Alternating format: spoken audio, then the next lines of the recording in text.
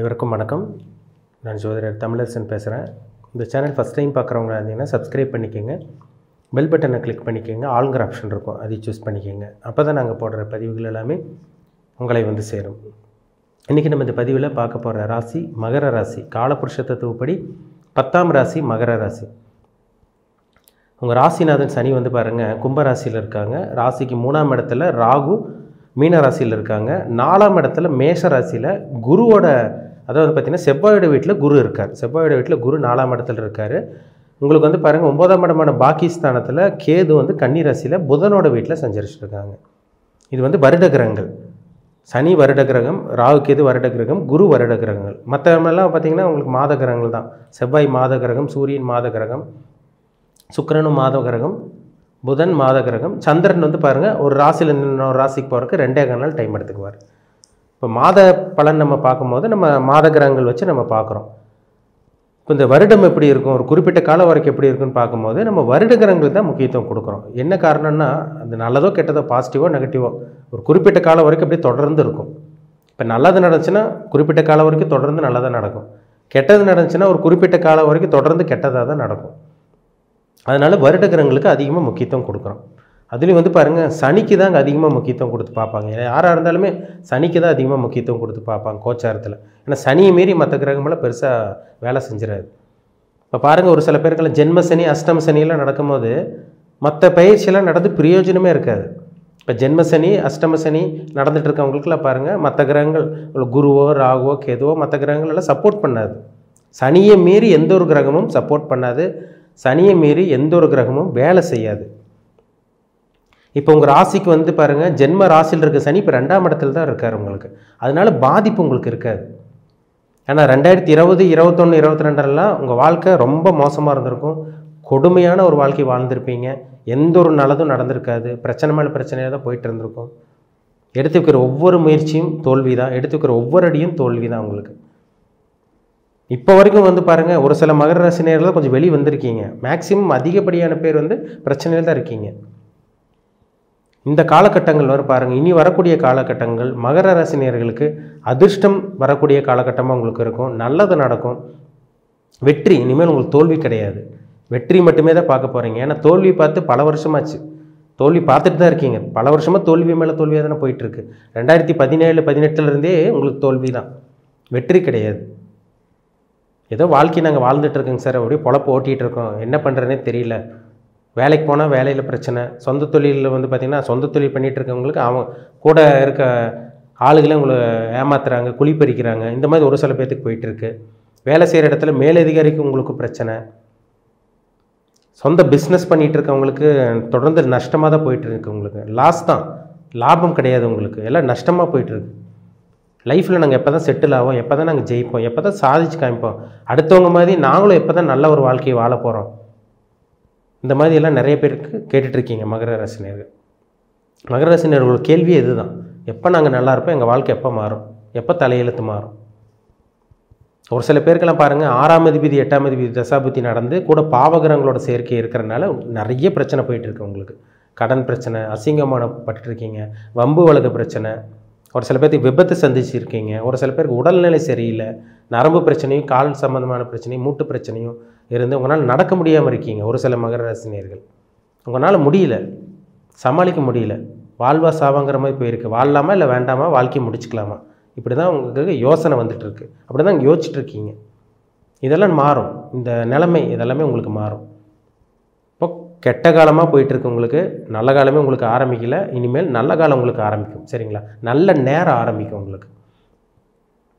இனி வந்து எடுத்து வைக்கிற ஒவ்வொரு முயற்சி வெற்றி தான். அந்த வெற்றி வந்து உங்களுக்கு கிடைக்கக்கூடிய வெற்றியை வந்து யாராலையும் தடுக்க முடியாது, யாராலையும் தடுக்க முடியாது. ஏன்னா அந்தளவுக்கு ஒரு நல்ல ஒரு வாழ்க்கை இனிமேல் தான் மகர ராசினியர்கள் நீங்கள் வாழ போகிறீங்க. வயதுக்கு தகுந்த மாதிரி பலன்கள் நடந்துகிட்ருக்கும். வயசுக்கு தகுந்த மாதிரி ஒவ்வொருத்தருக்கும் ஒவ்வொரு விதமாக நடந்துகிட்ருக்கும்.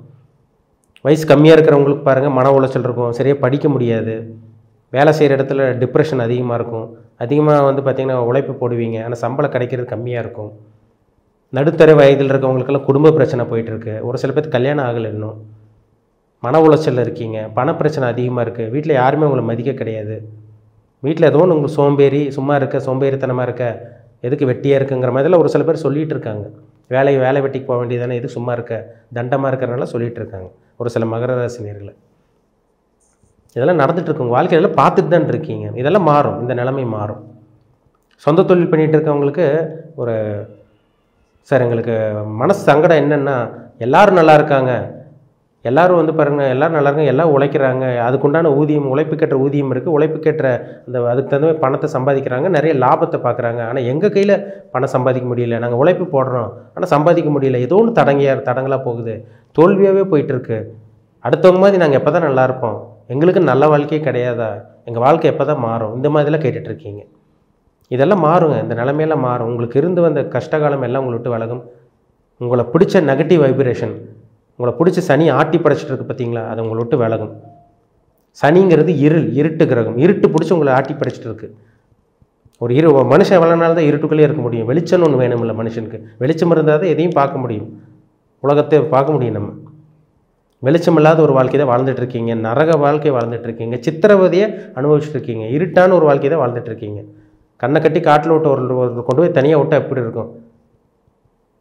ஒரு வெளிச்சம் இருந்தால் உங்களுக்கு அந்த ரூட்டு தெரியும், எப்படியே தப்பிச்சிடலாம், அந்த ரூட்டு உங்களுக்கு தெரியும். அந்த ரூட் இனிமேல் உங்களுக்கு தெரிய போகுது. கண்ணை கட்டி காட்டில் விட்டு ஒரு வாழ்க்கையை வாழ்ந்துட்டு இருந்த மகர ராசி நேயர்களுக்கு ஒரு வெளிச்சம் கிடைக்க போகுது. அந்த வெளிச்சத்தை வச்சு உங்கள் வாழ்க்கையை கொஞ்சம் கொஞ்சமாக நீங்கள் டெவலப் பண்ணிக்க போகிறீங்க, படிப்படியாக முன்னேற போகிறீங்க, அடுத்த கட்டத்துக்கு வர போகிறீங்க. ஒரு புத்துணர்ச்சியான ஒரு காலகட்டம், ஒரு மகிழ்ச்சி தரக்கூடிய காலகட்டமாக இந்த வருடம் உங்களுக்கு இருக்கும். இந்த வருஷம் அருமையாக இருக்குங்க. உங்களுக்கு தோல்வியே உங்களுக்கு கிடையாது, வெற்றி மட்டுமே நீங்கள் மகர ராசி நேயர்கள் நீங்கள் பார்க்க போகிறீங்க. நல்ல வேலை கிடச்சிரும் இந்த வருடம். 2024ஆம் ஆண்டு நல்ல வேலை கிடைக்கும், தரமான வேலை கிடச்சிரும்.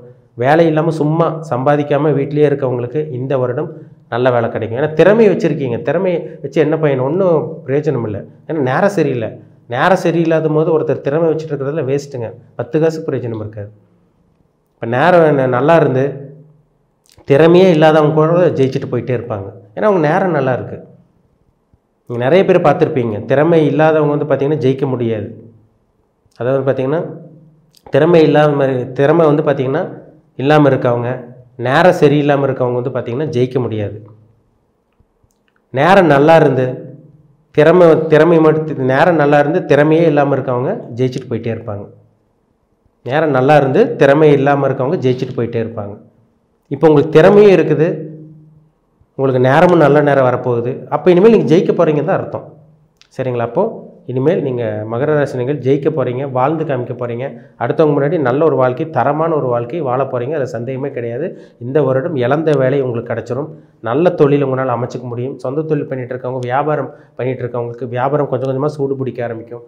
நிறைய கஸ்டமர்ஸ், நிறைய வாடிக்கையாளர்கள் உங்களுக்கு வரப்போகிறாங்க. உங்கள் எதிர்பார்ப்புகள் எல்லாமே நிறைவேற போகுது.